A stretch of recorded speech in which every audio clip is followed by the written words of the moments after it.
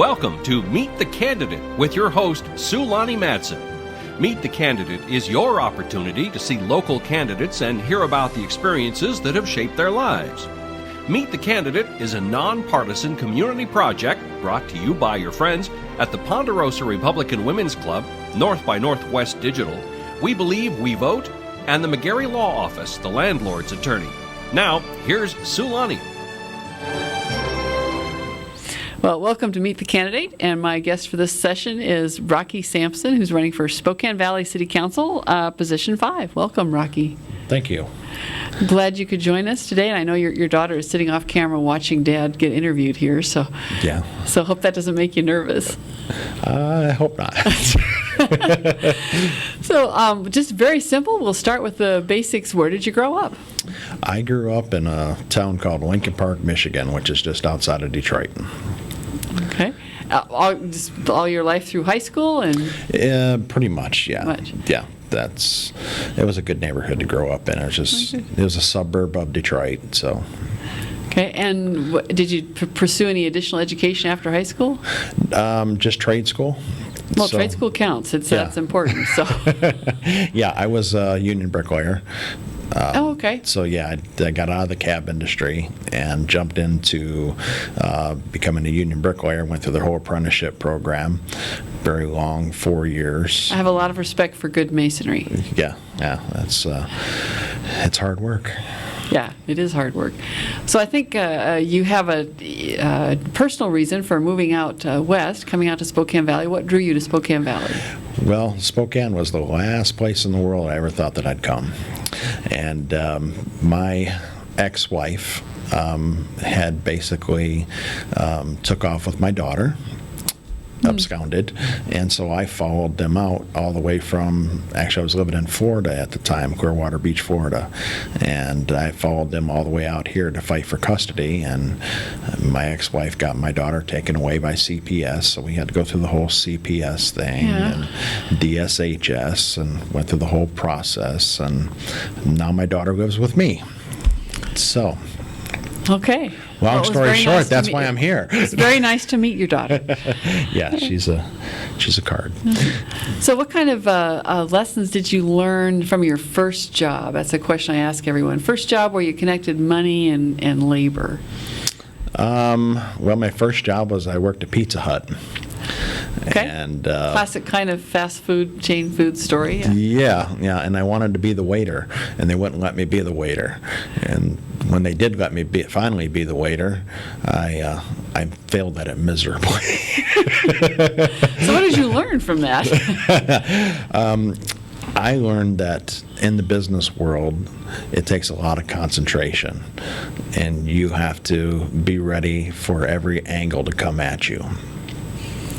Okay, so Ed, you've been a Mason, and you also have a connection to Checker Cab. How do you apply that lesson to either of those? Owning Checker Cab and driving a Checker Cab, you're a psychiatrist, you're a lawyer, you're a doctor, you are everything to these people. So, I never thought of it that way. Yeah, it's pretty amazing. It's pretty fun. I enjoy it very much. And you get to help a lot of people. You're serving the public every single day that you hop into that cab. Yeah, because you never know.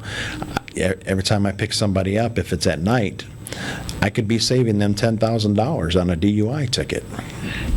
That would be another. Yeah, I've talked to a couple of lawyers today who were looking to be judges, and they talked about prosecuting DUIs. So you're helping them on the other end. Yes, and the police officers they enjoy it, because if every police officer I've ever asked, and they said, what job would you rather have? Would you rather be a police officer or be a cab driver? And they say, I would much rather be a police officer, because in a cab, there's no barriers between you and that's true. Yeah, where the police officers have that bulletproof thing. That's true. That keeps them safe. But you mentioned at another meeting where we chatted about the Checker Cab and the history of that in your family. That was an interesting story. Yes, yeah. And Checker Cab's been in my family since 1901. So actually, my great-grandfather had started Checker Cab. And that's a long, long history. And how it started is he was delivering ice to the public, basically. And then they said, hey, can you take me to go to the Sears catalog store? Because that's all they had back then was just a Sears catalog store. You'd go to the catalog store, you'd pick out what you want, and in a week or so, you'd get what you ordered. So that's how it started. Pre-Amazon Prime. So. Yeah, exactly. So it must run as a franchise, so that you brought that franchise actually, out Checker here? Cab is no longer a franchise. Anybody can open up a Checker Cab now. The United States government passed a thing that certain industries cannot be franchised any longer.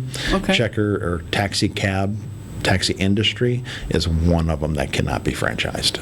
Okay, I didn't realize that.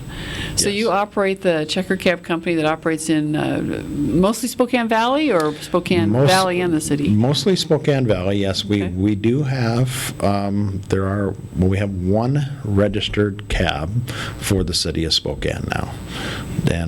But see, 90% of our business comes out of Spokane Valley.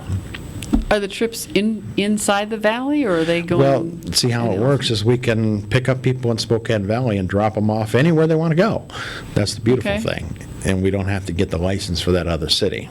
Okay. As long as we're just dropping off and we're taking off and leaving. Okay. I didn't realize that was how it worked. That's very interesting. Yeah. So we have had a problem with the airports, because they've made this law that says, you cannot drop off here at the airport, which we have a problem with that. Why can't you drop off at the airport? Because they say that we have to have a signed contract with them. Okay.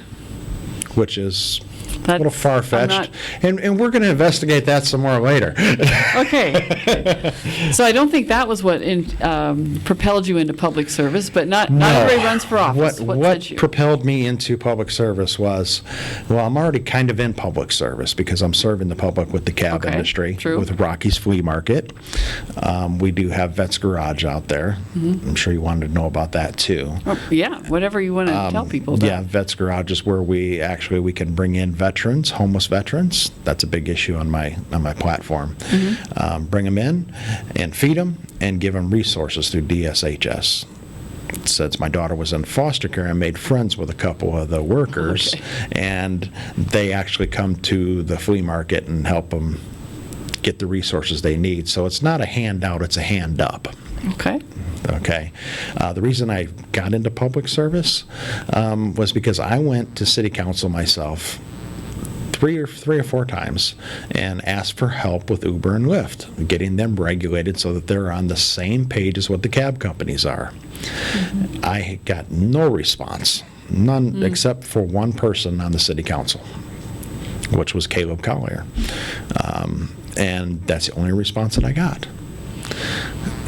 So I went in there and I told them just before filing, I said, since you guys don't want to get back with me, one of you is going to get replaced.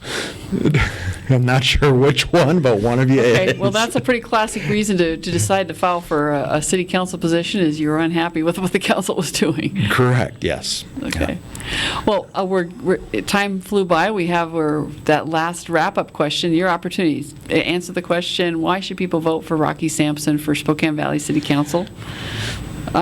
Position 5. Well, Rocky's a powerful name. That's true. I stand for, I'm a fighter. Okay, I'm going to get out there and I'm going to fight for the public. I'm going to be there. I'm going to listen to you. Whatever concerns you have, I'm going to be there for you. Whether you're right, I'm right, or I'm wrong, I'm still going to fight for you because I believe in you. You're a citizen, and that's why I want your vote as City Council position number 5. Okay. Thank you for coming, Rocky, and good luck on your campaign. Well, thank you so much, Sue. I appreciate your time. Thanks for watching Meet the Candidate. Spokane Talks Online thanks our community-minded partners at Ponderosa Republican Women's Club, North by Northwest Digital, We Believe, We Vote, and the McGarry Law Office, the landlord's attorney, for helping make Meet the Candidate possible.